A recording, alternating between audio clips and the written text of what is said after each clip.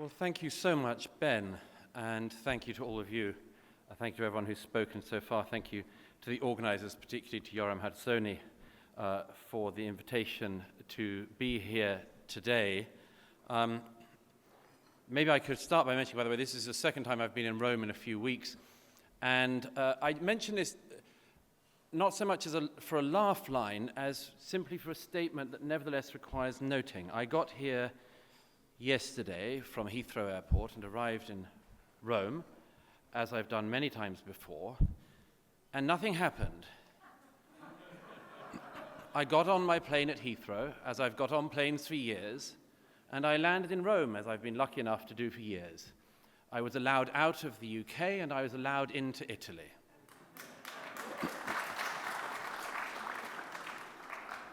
I say this because we have been told in Britain for 3.5 years that such events were unimaginable if we were to leave the European Union. And this, at any rate, to me, is a source of, among other things, great sadness, because there's an opportunity cost to a population having to suck up lies for such a long time. There's an opportunity cost, I would say, to people speaking lies like that for such a long time as well, but I'll park that for the time being. A second observation, on the weekend I was lucky enough to be invited to a private viewing at the Royal Academy in London on Piccadilly for the new Picasso on Paper exhibition. This, again, is one of the things that we were told would not be possible once we'd left the European Union. We wouldn't be allowed to enjoy European art, for instance. We would have to return to art pre-Picasso if we were going to enjoy art. Museums would not be lending us art, and yet there I was in the Royal Academy at the most magnificent exhibition of work from throughout Picasso's career, lent by museums from around the world and across Europe. I mention this simply because so often it's worth pointing out the things that haven't happened, the dogs that didn't bark, and I wanted to start by noting that.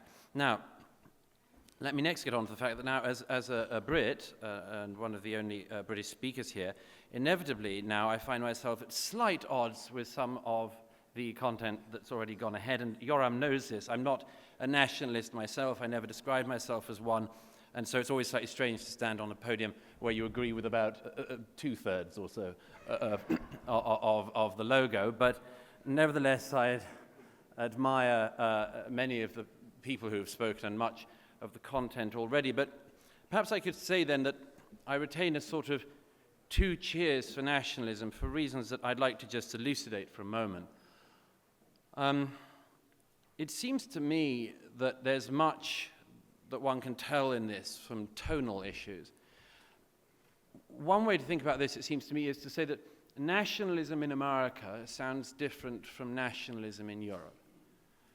Nationalism in Europe sounds different, feels different to nationalism in Britain. And I mention this because I'm particularly thinking of something that one speaker said earlier. I don't think it is the case, and I would certainly urge people not to regard it as the case, that, for instance, we can just sort of get over the 20th century and that we have to get beyond it. It's an enormous temptation of the political left to try to play that game. They tried to play it very recently in my own country, where they tried to pretend that there basically are no bogeymen to the left, and that you keep running left and left and left, and it's fine all the way, and you never get to the gulag. And it's just not the case. And it's such a damn lie, everyone knows it. But I think it's disingenuous for the political right not to concede the fact that there are things to our own right which we also have to contend with. It isn't the case that we can just get over the 20th century. And many of us in countries like Britain simply think that we oughtn't to take such a view, among other things, because of the risk of repeating it. Now, of course, this throws up the problem which is perennially on my mind and will be on many of yours, of how to work out a way through Europe at this moment. And I would just say this: there is one conundrum in particular that's always on my mind here. On continental Europe, it seems to me, most of the old parties are in some ways historically compromised. That all across the continent there are parties that have histories of collaborationism and lots more. And, of course, there is the problem of new parties new parties are suspect. But this keeps us in this incredibly uncomfortable and, I think, impossible situation where old parties are a problem and the new parties are a problem. What are we meant to do? I don't know, other than to keep as strong a headlights as we can as we go ahead, knowing, as Yoram has said, that nationalism can go wrong, but knowing also that everything can go wrong. Love can go wrong. Love caused the Trojan Wars, but nobody yet has advocated its cessation. I would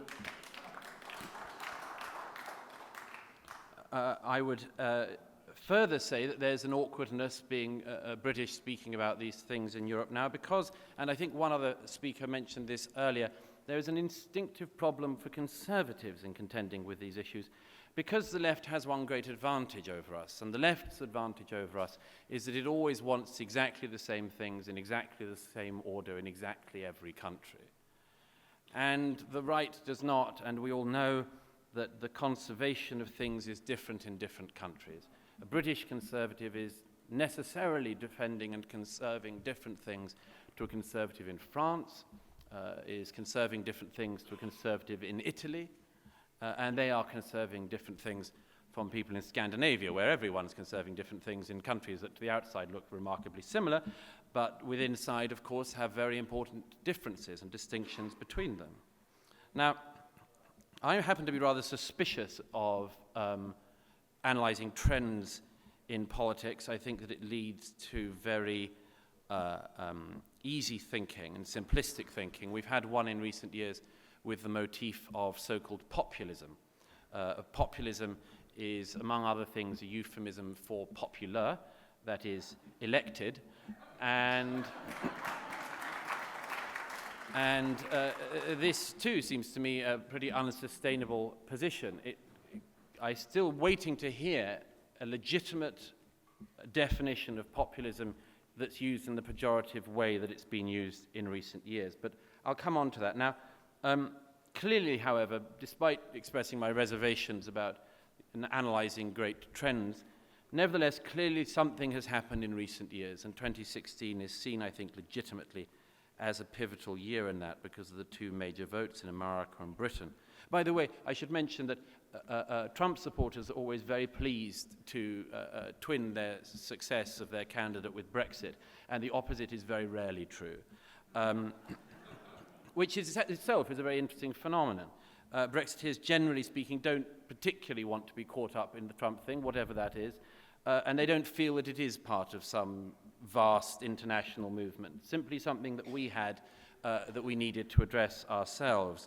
However, as one of the earlier speakers from France mentioned, there is this trend that Monsieur Macron recently indulged in that's been going on for some decades now, whereby the leaders of Europe basically distance themselves from the countries that they run or aspire to run.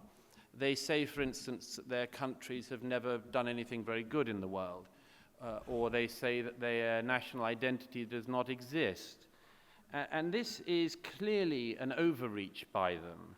An overreach, not least, it happened again in Britain the other day. On Brexit Day, the BBC pushed out a children's programme that was making fun of the idea that there's any such thing as anything British. It said absolutely everything British is from abroad. Tea is Indian, as if we didn't know that. Sugar turns out not to come from Wales. And a whole set of other sort of straw man points. And what this BBC programme was saying was, look at you silly, awful rube Brits who think you've done anything good.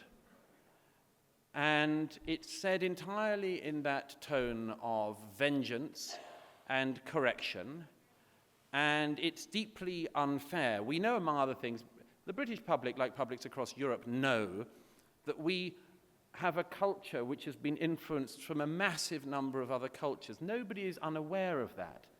But to pretend as a result that British culture doesn't exist, or French culture doesn't exist, or anything else, is like pretending that steel does not exist. Steel is not just found in its natural state in the ground.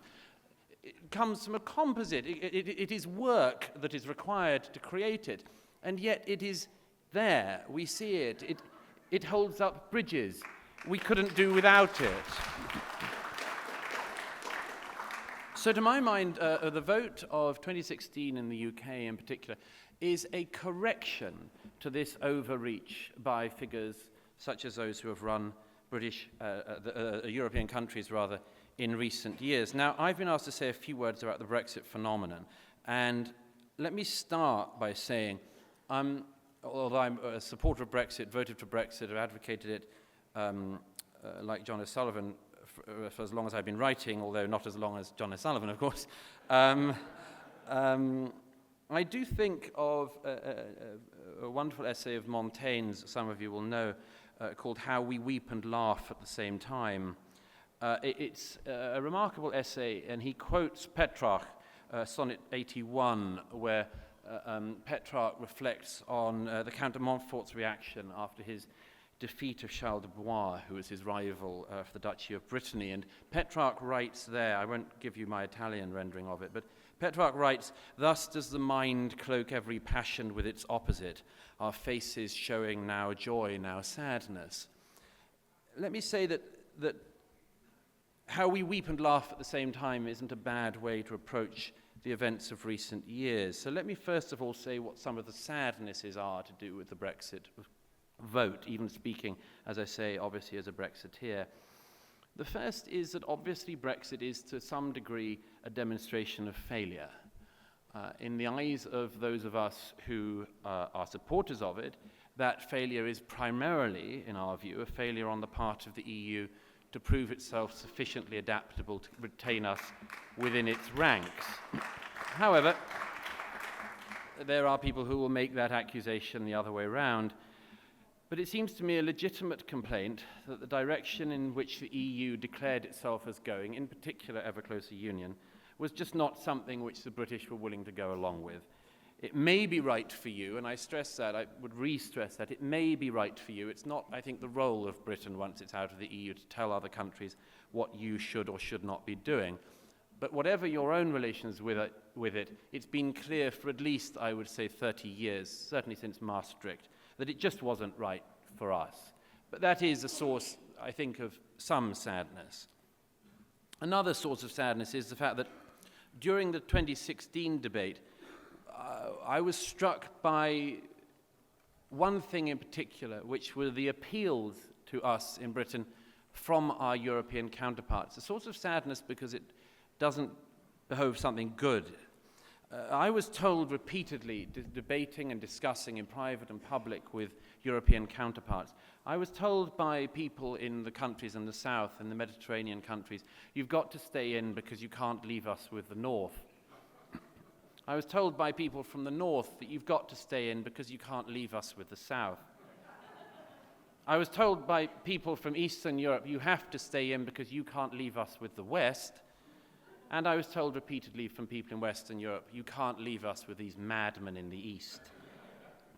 Now, that was a source of some eyebrow raising at the time, but it did expose and does expose an ongoing problem, and one that I don't, I have to say, relish. There is another sadness that's worth highlighting, and particularly for anyone here, and there are some, I think, who do regret our exit from the European Union. I regret the interpretation that some of our friends on the continent put on our vote, and I think not enough has been noted of this. I know many people across Europe, many of whom are skeptical of the EU, many of whom are skeptical of all sorts of things, and indeed everything. But people who did interpret our vote in, I think, the wrong way. People who thought that, for instance, we voted the way we did because we didn't want European citizens to be in Britain, or people who thought it was an expression of dislike of our friends and brothers and sisters across the continent. Now, it seems to me it's not enough just to say and to reiterate that that isn't the point, but to prove in the years ahead that it is not the point.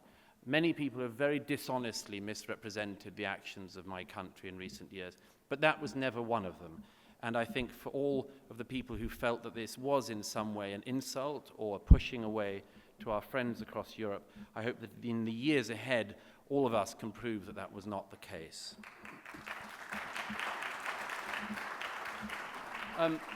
Another source of regret, and I will get on to the sources of joy, don't worry, but another source of regret is that the British people have been so persistently misrepresented in recent years. I think it's fair to say that if you were to read the German press, or the American press actually, you would get an entirely fallacious view of the British public, the British people, and why we voted the way that we did. We've even seen the phenomenon of an incredibly base form of analysis which has been promulgated, I think most notably by the New York Times, which says that Boris Johnson is exactly the same as Donald Trump, and its analysis runs very little deeper than both of them have wacky hair. I cannot stress enough how pitiful this is, that at a time when we need to understand each other deeply, when we need to reconcile ourselves to very significant problems that still lie ahead, that major newspapers would still pump out analysis of such incredible shallowness. In the New York Times, we've recently learned that in Britain, until only a few years ago, we ate nothing much but mutton. Readers of the New York Times could learn that one of the major areas in the centre of London was a place called Mayfield, and we could learn day in, day out quite how racist and appalling the British people are, most recently by the New York Times giving its main opinion page, which I read in the international edition on the way over yesterday, to a famous Leninist. So that is, as I say, one other source of sadness, the conspiracy theories which we've had pumped around, conspiracy theories which are not entirely alien to some people in this hall. The claim, for instance, that we did not vote the way we did because we were unhappy with the settlement in the European Union since at least Maastricht, but we voted the way we did either because we're racist or xenophobic or homophobic or misogynist, they can do anything, but also because, for instance, we had been manipulated by Russia, or that the Poles had been manipulated, or that something else had happened, that there were dark arts, and that the British people hadn't just been unhappy with the European Union for decades, but we'd been perfectly happy until a few Russian bots suddenly got into our mother's Twitter accounts, and hey, we voted to leave. And this is a source of sadness, because anyone who wants the European Union to succeed, and indeed anyone who wants the people of Europe to succeed, you would have thought, would try to contend with arguments at their most serious. And the argument that the British people had, at its most serious, is worth contending with. And I'll get on to it in a moment. But let me just, before that, say one other quick thing on that, which is that our vote has, and again this is a source of sadness, exposed a quite amazing, spiteful duplicity in people who one had expected better of. At the weekend, Donald Tusk urged the breakup of my country, the United Kingdom. The European Parliament managed, the night after we left the European Union, to run a massive light campaign on one of the buildings in Strasbourg, urging Scotland to come into the European Union, which is, of course, to ask Scotland to vote again. And by the way, there was a plebiscite 4 years ago, and the Scottish people voted to remain in the United Kingdom. It is not for Brussels to tell the British people who should be allowed to be British. It is... And it seems to me quite remarkable that somebody like Tusk, and indeed other people who have recently been in prominent positions or who are still, could think that that is their task. If we are going to get on in the years ahead, and we will have to and we should, that is exactly the sort of thing that will have to stop. Now, I said I would get on to some of the joys. The first is this, and this is scoffed at by all sorts of people and publications, but it is simply the significance of the return of our sovereignty as a nation. Many people have pretended that the British people do not understand the concept of sovereignty, that it is something so abstract that only a professor or somebody with a PhD could possibly understand this concept, and that it is beyond the people.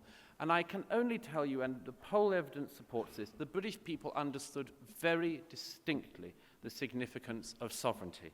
Now, Tony Benn, the late Labour politician, who I don't often quote with praise, nevertheless, who was an early Eurosceptic, had a very useful shorthand for this. Tony Benn used to say there were 5 questions that he always asked people in power. The first was, what power have you got? The second was, where did you get it from? The third, in whose interests do you exercise it? The fourth, to whom are you accountable? And the fifth, how can we get rid of you?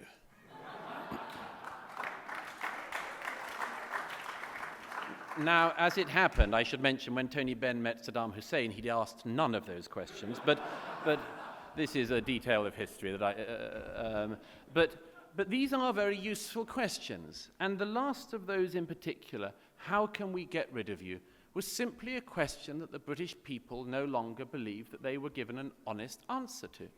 They didn't know who governed them. They were uncomfortable. We were uncomfortable with the manner in which we were governed. We were uncomfortable with the ideas of where the laws were made, and we were uncomfortable with the idea that we could hold to account those people who made those laws if they were bad.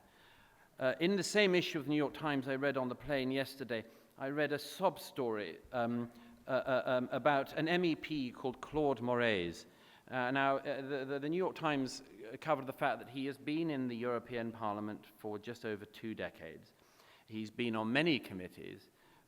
He's also been a vice president of the Parliament's centre-left grouping. And the piece covered the tragedy of the fact that Claude Moraes was having to pack up his office in Brussels. His papers were going into boxes, doubtless to be filed in a university and be pored over by generations of students in the years to come. And he also had a beautiful view from his office, which he would no longer be able to enjoy. And this was all presented in the manner of a sob story. And I, at any rate, made a little punch of the air on the plane.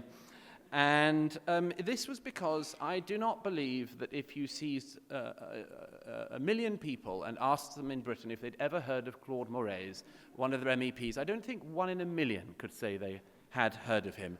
And if you did find of them, it would be one of the little Moraes children or something.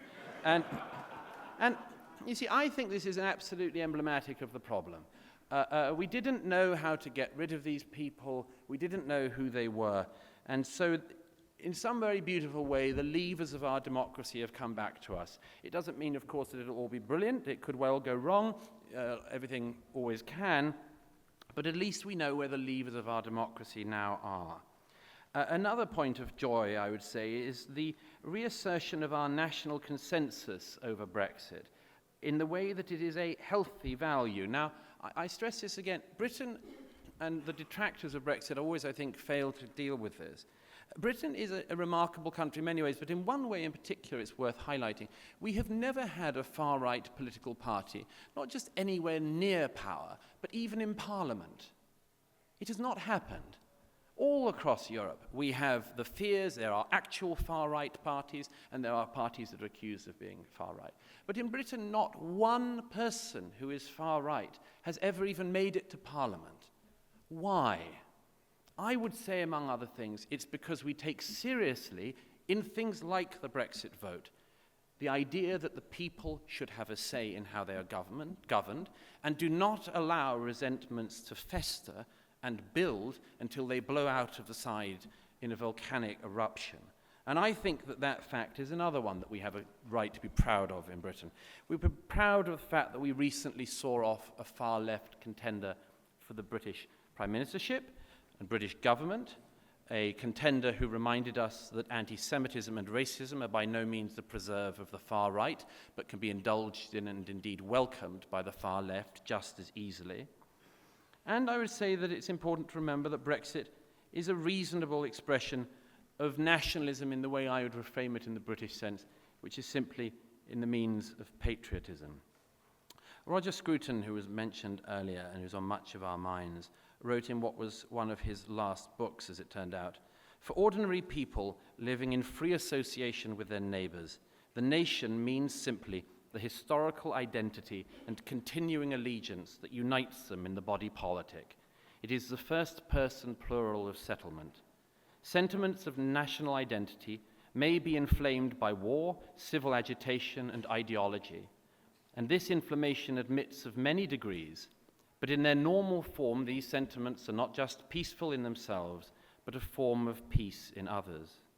And Scruton points out that the virtues and also the flaws of the religious model of we, for when it comes to the matter of law, for instance, he says secular law adapts, religious law endures. When God makes the laws become as mysterious as God is. When we make the laws and make them for our purposes, we can be certain what they mean. The only question then is, who are we? And in modern conditions, he finishes, the nation is the answer to that question, an answer without which we are all at sea. Now, we in Britain have, broadly speaking, thought of ourselves, and think of ourselves still, as largely a force for good in the world. We are buffeted, as everyone is, by the stories of self-hatred. We are buffeted, as everyone else is by the worst aspects of our history. But by and large, the British people, and the Brexit vote is a fine demonstration of this, think that we have been more a force for good in the world than a force for ill, and have not wanted to listen to those people who've tried to contend maliciously otherwise. But none of it is new. As I draw to a close, I should stress that none of this is new, and the defamation of the British public is not new. In his reflections on the revolution in France, Edmund Burke mentions the radical pamphleteer and advocate of the rights of man, Dr. Richard Price, and he mentions Dr. Price's passing reference to the dregs of the people who are generally paid for their votes. The dregs of the people. And Burke says, you will smile here at the consistency of those Democrats who, when they are not on their guard, treat the humbler part of the community with the utmost contempt. So nothing has changed very much, but we in Britain have reasserted perhaps the most important thing of all in our sovereignty, and done so, it seems to me, and this is again worth noting, in the most reasonable and decent manner possible. We haven't had a yellow vest-like movement. There have been no riots. There have been no mass burnings of cars and civil disobedience. We were asked our opinion in a vote, and we gave it. And for the first time in modern European history, that vote was counted as meaning something.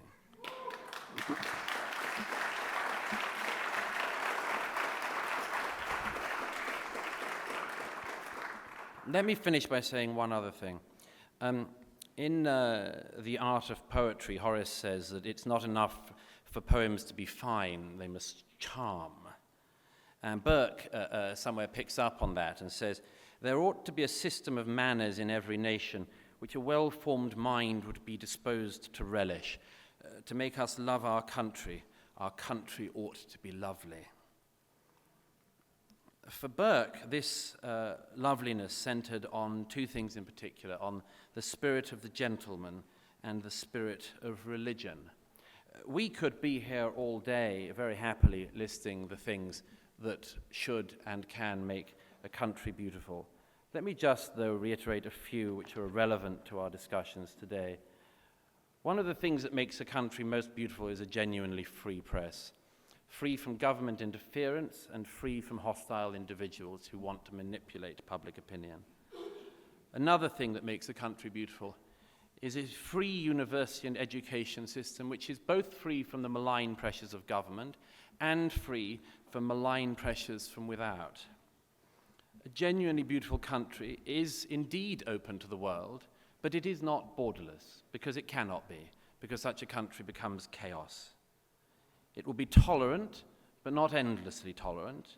It will not be tolerant, for instance, to the extent that it encourages and pays for those who do not tolerate us. And it would, perhaps I should stress again, and perhaps remembering Roger Scruton in particular, a beautiful country will be a beautiful country with a beautiful built environment, a place that allows people, whatever their economic origins, to live in beautiful places and have an opportunity to aspire to the timelessness that those buildings can suggest. I, at any rate, am concerned about the future of Europe. I'm concerned that this correction that we're going through does not, in the years ahead, become an overcorrection. But with that one caveat aside, perhaps I can just say, in this most beautiful of European cities, a final thank you to you. Thank you.